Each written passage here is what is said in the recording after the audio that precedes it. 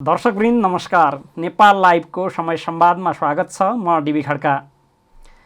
प्रधानमन्त्री शेरबहादुर देउवाले भर्खरै भूमि सम्बन्धी समस्या समाधान आयोग विघटन गर्नुभएको छ।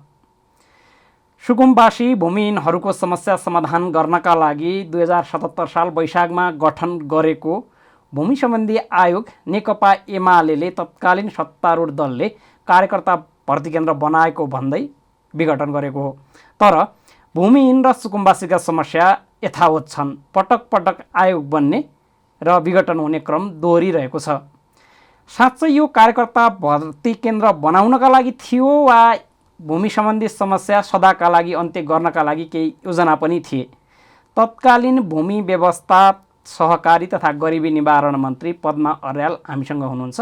उहाँसँग हामी यही विषयमा रहेर संवाद गर्नेछौँ। संवादमा यहाँलाई स्वागत छ। हस्, नमस्ते। भर्खरै गठित नयाँ सरकार प्रधानमन्त्री शेरबहादुर देउवाको सरकारले तपाईहरूले 14 महिना अघि गठन गरेको भूमि सम्बन्धी समस्या समाधान आयोग विघटन गरेको छ। खास गरी तपाईहरूले त्यसलाई कार्यकर्ता भर्ती केन्द्र बनाउनु भयो, भूमि सम्बन्धी समस्या समाधान गर्ने नियतै देखिएन भन्ने उहाँको दाबी छ। साँच्चै कार्यकर्ता भर्ती केन्द्र वा कार्यकर्तालाई सेटल गराउने एउटा ठाउँ खोजिएको थियो वा तपाईँहरूसँग ठ्याक्कै ठोस योजना थिए जसले भूमि सम्बन्धी समस्या आगामी दिनमा नआउनका लागि बाटो अन्त्य गर्थ्यो? पहिलो नम्बरमा भूमि समस्या समाधान आयोग हजुर जुन हताशपूर्ण ढङ्गले विघटन गरियो, यो अत्यन्त अशोभनीय मात्रै होइन, निन्दनीय काम हो। हजुर। किन निन्दनीय काम हो भन्नुहोला भने भूमिहीन सुकुम्बासीहरूको आन्दोलन भनेको 7 दशक लामो आन्दोलन हो। राजनीतिक हिसाबले हेर्नुहुन्छ भने तपाईँ प्रत्येक सरकार फेरि पिछेका प्रतिबद्धता हेर्नुहोस्। हामीले भूमिहीनको समस्या समाधान गर्छौँ भनेको छ। वृहत शान्ति सम्झौतामा यो कुराको सम्बोधन भएको छ। चुनावको बेला घोषणापत्र हेर्नुहोस्, सबै राजनीतिक दलका घोषणापत्रमा लेखिया छ। अनि त्यति मात्रै होइन, हामीले जुन नयाँ संविधान निर्माण गऱ्यौँ त्यो नयाँ संविधान सबैको साझा दस्तावेज हो कि होइन? हजुर। साझा दस्तावेज, साझा सङ्कल्प हो र आज मुलुक त्यही संविधानबाट चल्या छ भनेपछि त्यो संविधानमा पनि हामीले यो समस्या समाधान गर्ने कुरा त्यहाँ उल्लेख गरेका छौँ। त्यसैले वर्तमान सरकार संघीयता लागू भएपछिको पहिलो सरकार हो।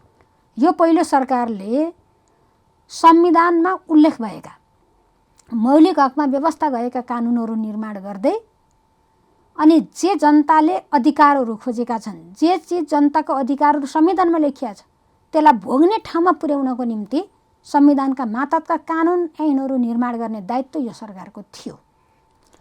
र यी भूमिहीन दलितहरू, सुकुम्बासीहरू जुन विगत लामो समयदेखि आन्दोलन गरिरहेका थिए, आन्दोलन मात्रै नै बडो पीडा खेपिरहेका थिए।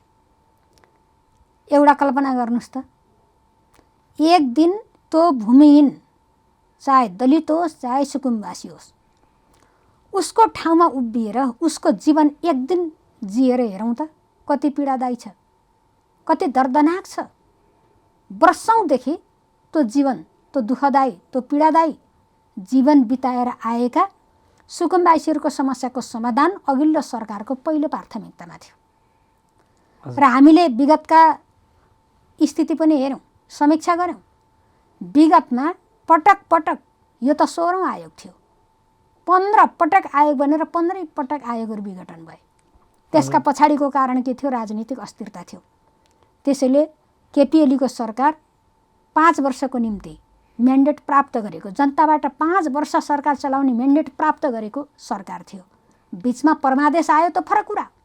त्यसैले यो 5 वर्षभित्र यो मुलुकका भूमिहीन सुकुम्बासीहरूको समस्याको समाधान गर्नुपर्छ, सम्पत्तिको मालिक बनाउनुपर्छ, रातो पूर्जा हातमा थमाउनुपर्छ भन्ने स्पिडका साथ हामीले 3 वर्ष कार्यकाल भूमि आयोगको राखेर त्यो अनुसारको कानुन निर्माण गरेर संविधानको कार्यान्वयन गर्दै कानुनमा नै उल्लेख गरेको आयोग, जबकि सरकार परिवर्तनसित केही गरी समस्या रह्यो भने यो समस्या क्लियर नहुँदासम्म फेरि आयोग विघटन भएर यिनीहरू अल्पत्र नपरुन्, भूमिहीन सुकुम्बासीहरू अल्पत्र नपरुन् भनेर जसै पनि यसपटक यो समस्याको समाधान गर्नुपर्छ भन्ने सङ्कल्पका साथ हामीले वार्षिक क्यालेन्डर सहित कानुनबाट नै निर्माण भएको आयोग बनाएर शक्तिशाली आयोग बनाएर अगाडि गयौँ।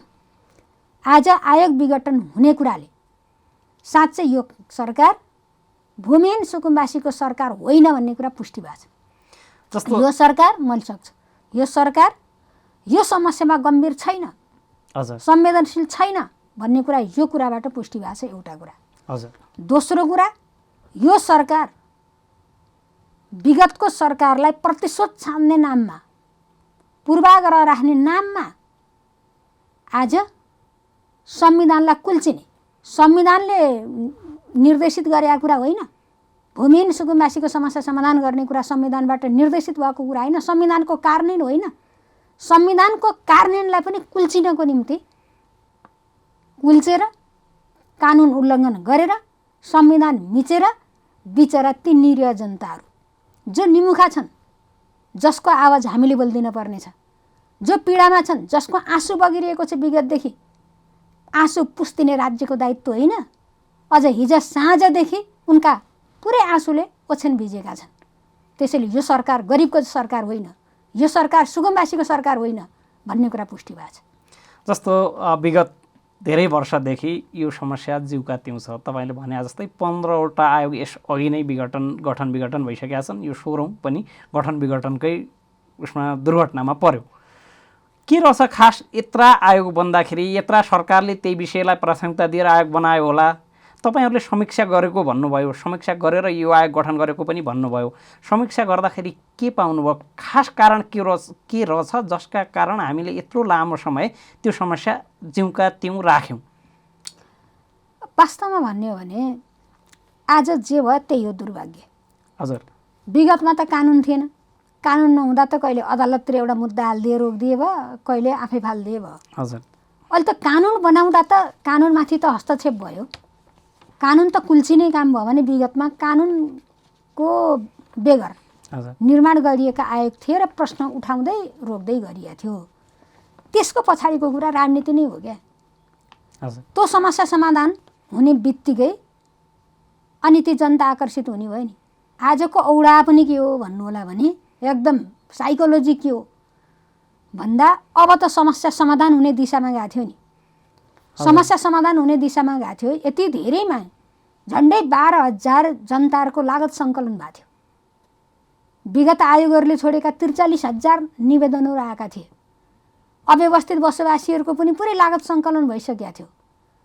अनि स्थानीय तहहरू धमाधम आवेदन लिने प्रक्रियामा थिए। अनि कुन ठिको कुन बेठीको छानबिन गर्दै सत्यापनको काम गरिरहेको थिए, प्रमाणित गर्ने काममा लागिरहेको थिए। त्यो भएपछि अब त पूर्जा दिने मात्रै काम थियो र असोजदेखि यो आयोग धमाधम पूर्जा बाँड्ने अभियानमा थियो। असोज दसैँ अगाडि जनताले रातो पूर्जा सिरानीमा राखेर सुत्ने गरी तयारी भएको थियो। अहिलेको दसैँ हर्षको दसैँ, खुसीको दसैँ, रातो पूर्जा देखाएर टिका लाउने दसैँ बन्ने स्थितिमा थियो। त्यसैले त्यो जनता खुसी हुँदा सरकार खुसी हुन नसक्ने परिस्थिति के राजनीतिक कारणले भयो। हजुर, यो सरकार हिजोको सरकारले सुरु गर्यो, हिजोको सरकारले गठन गरेको आयोगले दियो भनेपछि ती जनता त्यही सरकारसित त्यही पार्टीसित आकर्षित हुन्छन् भनेर त्यत्रो ज्वलन्त समस्यालाई आज कुल्चिने र ती जनतालाई कुठाराघात गर्ने काम त्यो परिस्थितिले भएको छ। तपाईँहरूले कानुन पनि बनाउनु भएको थियो र कानुन बनाएपछि तपाईँले त्यति बेला के भन्नुभएको थियो भने विगतमा कानुन नहुँदा विघटित भए, अब त यो आयोग विघटन हुँदैन किनकि हामीले कानुन बनाएरै यसलाई 3 वर्षका लागि अधिकार सम्पन्न गरेका छौँ। तर कानुन बनाए पनि विघटन भयो। अब यसका लागि कानुनी रूपमै च्यालेन्ज गर्ने ठाउँ छ वा यसलाई पनि फेरि पनि यो राजनैतिक मुद्दाकै रूपमा विगतकै जसो गरेर नजरअन्दाज गरिदिने हो? होइन, कानुनी उपचार पनि होला। हजुर, होइन, अब कानुन पनि त हेरेकै छौँ नि। हजुर, कानुनको पालना गर्नेहरूले, न्याय दिनपर्नेहरूले सबै ठाउँमा न्याय दिएछ कि छैन त्यो पनि प्रश्न त छ। हजुर, होइन, तर जान त कानुनी उपचारको निम्ति जान्छ, फैसला जे होला आग्रह पूर्वाग्रह राखेर फैसला भए पनि केही टाउको दुखाइको कुरा छैन। त्यसैले यो कानुनी उपचारको निम्ति पनि अगाडि बढ्छ। राजनीतिक रूपमा भन्ने हो भने हामी हिजोदेखि गरिबको पक्षमा छौँ, निम्न वर्गका पक्षमा छौँ। राज्यले हेर्ने भनेको निम्न वर्गलाई हो, गरिबलाई हो। जो समुदाय हेर्न पर्ने हो त्यही समुदायलाई पहिलो झड्का हान्ने हो, पहिलो लाठी त्यहाँ लाउने हो। त्यसैले यो जुन खालको रवैया सरकारको छ, गरिब जनतामाथि अन्याय गर्ने जुन खालको रवैया छ, खेलवाड गर्ने जुन रवैया छ, त्यसका विरुद्धमा राजनीतिक रूपमा हामी निरन्तर आवाज बुलन्द गरिरहन्छौँ।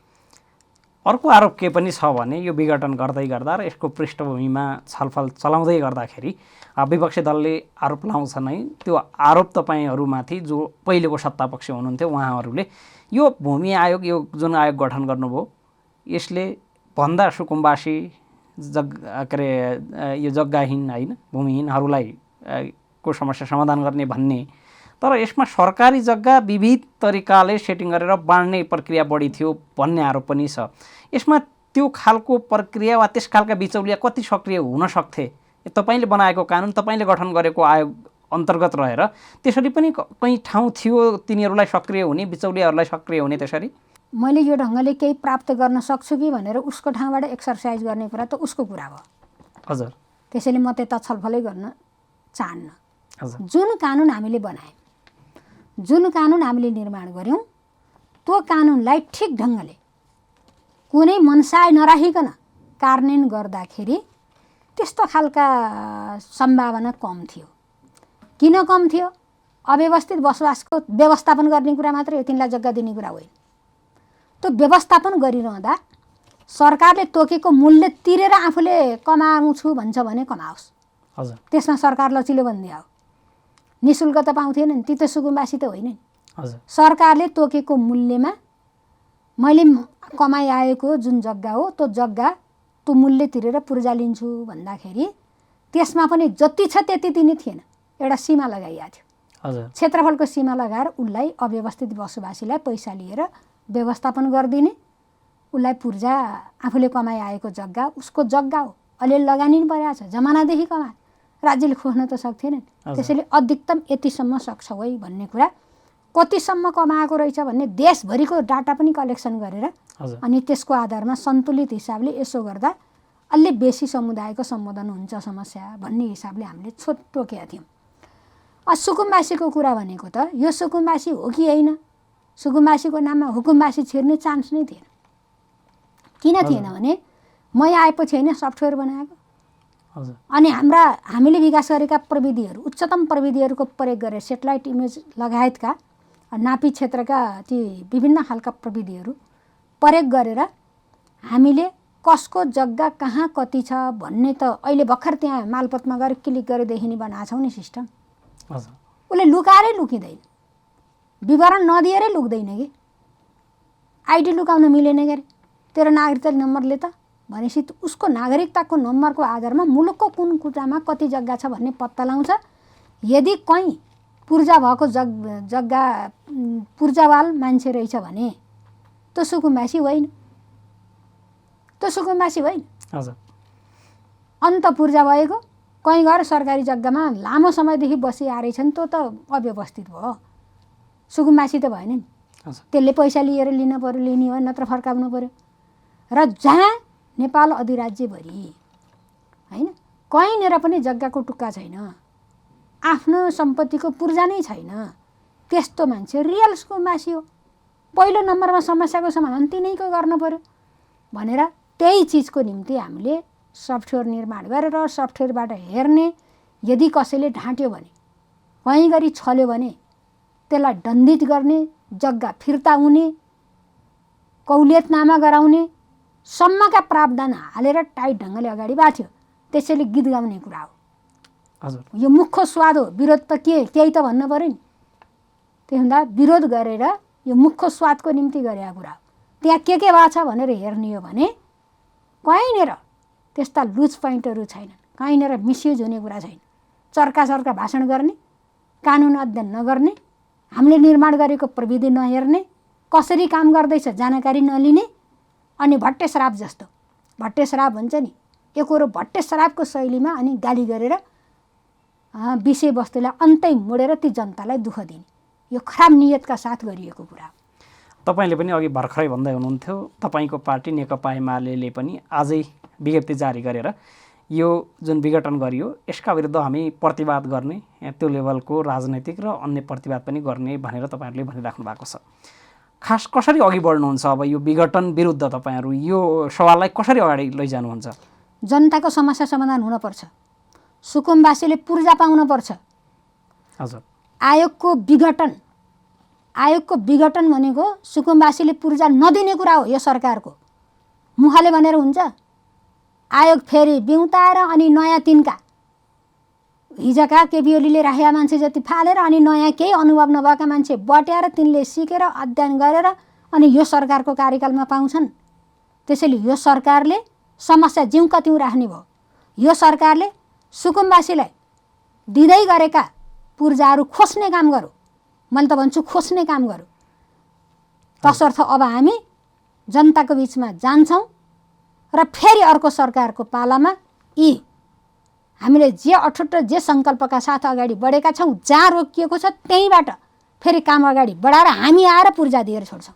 यो सरकारले दिँदै जस्तो विज्ञता र अनुभवका कुरा विगतमा पनि तपाईँहरूले कानुन नै व्यवस्था गर्नुभयो। जिल्ला समितिमा बस्ने व्यक्तिमा एउटा विज्ञता चाहिने, त्यो सम्बन्धी काम गरेको अनुभव चाहिने कुरा कानुनमा थियो। तपाईँहरूले पनि त्यसलाई क्राइटेरियाका रूपमा राख्नुभयो। तपाईँहरूको नियत ठिक थियो यतिसम्म। तर त्यसपछि धेरै ठाउँ गुनासो के आइरह्यो भने तपाईँहरूले त्यति बेलै पनि सुन्नुभयो होला, जहाँ नियुक्त भए धेरैजनालाई भूमि सम्बन्धी सुकुम्बासीका समस्या सम्बन्धी कुनै अनुभव पनि छैन र त्यो विषयमा कुनै विज्ञता पनि छैन। त्यस्ता मान्छेहरू राजनीतिक रूपमा मात्रै एट्याच भएको, राजनीतिक रूपमा मात्रै खरो कार्यकर्ता भएका कारणले गर्दाखेरि त्यो समितिमा परे भनेर गुनासो त्यो बेला पनि आएको थियो। कि तिनीहरूबाट पनि त सम्भव थियो र यो भूमि सम्बन्धी समस्या समाधान गर्न? सम्भव थियो। किन सम्भव थियो भन्नु होला भने विज्ञता समितिमा बसेका मान्छेको मात्रै होइन, तैपनि प्रत्येक समितिमा एउटा विज्ञ भनेकै थियौँ, विषयको विज्ञ। हजुर, अब अरू बाँकी दुईजना फरक भए पनि हुने भयो। ल ठिक छ, ती पोलिटिकल ब्याकग्राउन्डबाट आएछन्। पोलिटिकल ब्याकग्राउन्डबाट आएको मान्छेले समस्याप्रति कतिको संवेदनशील छ, त्यो समस्यामा कति जानकार छ भन्ने कुरा प्रमुख कुरा हो। त्यसैले यो समस्याको जानकारी नभएको मान्छेलाई हामीले नियुक्त नै गरेका छैन। हिजोदेखि यो विषयमा लागेको, विषयवस्तु बुझेको, जानकारी प्राप्त गरेको मान्छे नै नियुक्ति गरेका छ, एउटा कुरा। दोस्रो कुरा, हामीले कर्मचारी हटाएको छैन। कर्मचारी विज्ञ होइनन्, नापिका मान्छे गए ती विज्ञ होइनन्। भूमि प्रशासन क्षेत्रका मान्छे गए भूमि ती विज्ञ होइनन्। अनि मैले यो प्राविधिक मन्त्रालयमा आउँदा भूमिको कानुन पढेर आएको थिएँ र कलेजमा गएर भूमि विषय पढेर आएको मान्छे हो र म। समस्याले सिकाउने हो नि, समस्याले बुझ्ने हो नि। त्यसैले गम्भीरता, ठुलो कुरा गम्भीरता र तत्परता हो। त्यसैले कुनै जटिल कुरै थिएन। अनि कानुन त बनाइदिएकै थियो, यसरी गर्नु, योभन्दा बेसी नदिनु भनेर कानुन त बनाएकै थियो एकदम डिटेलमा। मेरो त यति धेरै समय खाएको छ नि यो विषयले। त्यो भूमि मन्त्रालयमा बस्दा सबभन्दा बेसी समय र सबभन्दा बेसी मेहनत गरेका विषय यही थियो है मैले। त्यही त तपाईँले त्यति बेला यो कानुन 2077 सालमा यो आयोग गठन गर्दै गर्दा, कानुन ल्याउँदै गर्दाखेरि तपाईँले के कुराले बढी उत्प्रेरित गरेका थियो? जस्तो अब यो सरकारको एउटा दायित्व छँदै थियो होइन, संविधानमा पनि के अरे उनीहरूको मौलिक हकको लागि कानुन बनाउनु पर्ने अर्को जिम्मेवारी तपाईँहरूमा छँदै थियो। त्यसबाहेक तपाईँहरूले यो समस्या जस्तो तपाईँ छुन्छ नि एउटा मन्त्रीका रूपमा अरू धेरै प्रायोरिटी हुन्छन्, त्यसमध्ये यसलाई तपाईँले प्राथमिकतामा राख्नुको खास कारण चाहिँ के थियो? मैले ग्राउन्ड बुझेँ मान्छे। हजुर, ग्राउन्डमा खेलेको, ग्राउन्ड राम्ररी बुझेको, त्यसैले जनताको पीडा के छ मैले राम्ररी अनुभूत गरेँ मान्छे। हजुर, जनता के चाहन्छन् त्यो पनि मलाई राम्रो ज्ञान छ।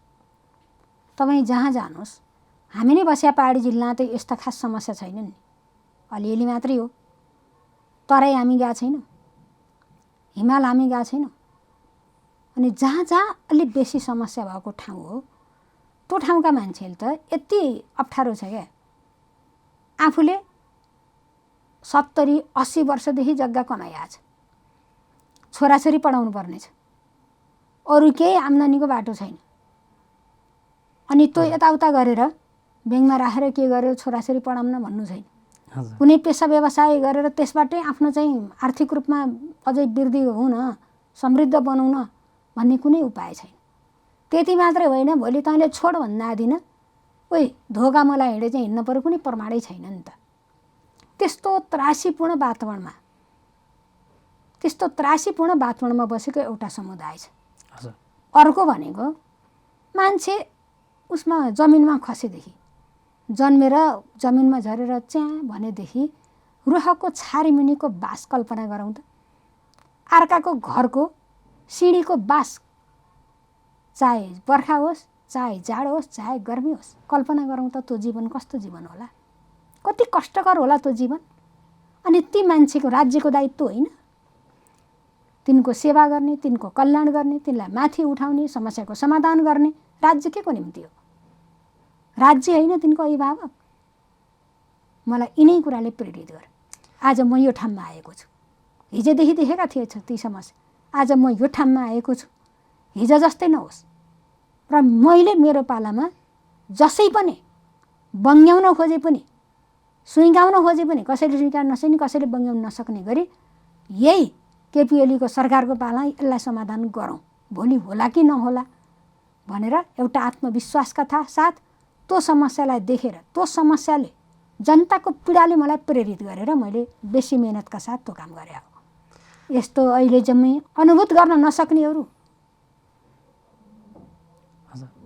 सत्तामा हुन्छन् भन्ने मैले कल्पनै गरिनँ। औचित्य हुँदैन। अब धरहरा भाँच्न जाने, केपी ओलीले बनाएको भनेर धरहरा भाँच्न जाने, यो सरकारको काम। अब केपी ओलीको पाला आएको चुच्चे नक्सा भाँचिदिने, उही बुचे ल्याउने, अब सगरमाथाको हाइट घटाइदिने। केपी ओलीले गरेका राम्रा काम पनि मास्दै जाने हो भने अब त त्यही गर्दै जानु पर्यो नि। जति अघिल्लो सरकारले गर्यो अब नाश गर्दै जानु पर्यो। यही हो, यो सरकारको बाटो त्यही हो। सरकारले जवाफ दिनु पर्यो। त्यही त, यस्तो राम्रो कामहरू गर्दाखेरि जस्तो भूमि सम्बन्धी समस्या समाधान त सबैको सरोकारको विषय थियो। यस्तो सरकारको विषयमा राजनीति त तरल छ, थाहा छँदैछ हामीलाई। जे पनि हुनसक्छ, हाम्रो देशमा लामो समयदेखि राजनीति तरल छ।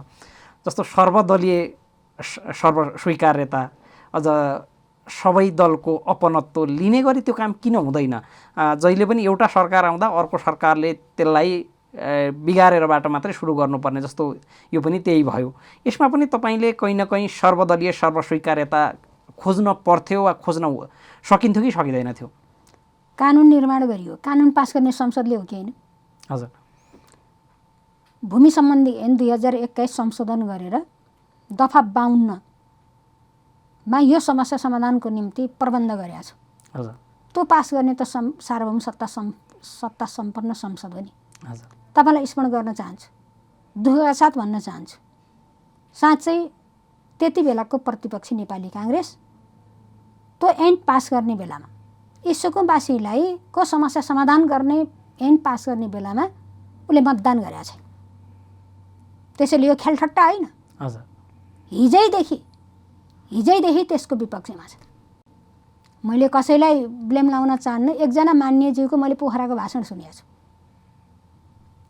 अहिलेको सत्ताधारी पार्टीको एकजना मान्यले पोखरा गएर भाषण गर्नुभएको छ। सुकुम्बासी भनेको यो कम्युनिस्टहरूको, कम्युनिस्ट पार्टी भनेको सुकुम्बासीहरूको पार्टी हो भनेर भन्नुभएको छ। त्यसैले एकपछि अर्को घटनाले उहाँहरू आधारभूत वर्गको पार्टी होइन, उहाँहरू आधारभूत वर्गको होइन, ठुला ठाला जहाँबाट फाइदा प्राप्त हुन्छ तिनीको सेवाको निम्ति तल्लीन हुनुहुन्छ भन्ने कुरा देखिया छ। हस्, यहाँलाई धेरै धेरै धन्यवाद। महत्त्वपूर्ण समय दिनुभयो, विचार राखिदिनु भयो। दर्शकवृन्द, यहाँहरूलाई पनि धेरै धेरै धन्यवाद। आगामी दिनमा पनि यस्तै विचार र व्यक्तित्वका साथ उपस्थित हुनेछौँ। आजलाई बिदा दिनुहोस्। नमस्कार।